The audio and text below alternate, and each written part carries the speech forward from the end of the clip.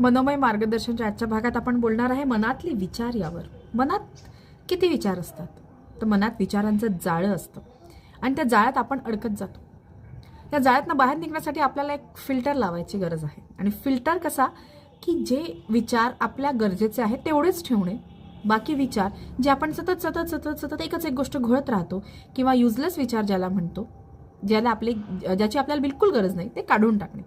हा फिल्टर आपल्याला स्वतःला लावणं आवश्यक आहे. कारण आपण जितकं जास्त विचार करत जाऊ एका गोष्टीचा आणि ज्या गोष्टी आपल्या कंट्रोलमध्ये आहेत आपण त्याचाच विचार करायला पाहिजे. ज्या गोष्टी आपल्या कंट्रोलच्या बाहेर आहेत त्याचाच विचार आपण जास्त करत राहतो. त्यामुळे हा फिल्टर लावणं खूप आवश्यक आहे. कारण आपण जितकं जास्त विचार करू तितकी जास्त एनर्जी आपली ड्रेन होत जाते, तितकी आपली एनर्जी यूज होत जाते आणि आपलं मन थकतं आणि आपलं शरीर पण थकतं. आपण अनेकदा म्हणतो की आज खूप मेंटली थकली आहे, तर याचं कारण हेच की आपले विचार जास्त झाल्यामुळे आपल्याला थकवा जास्त येतो.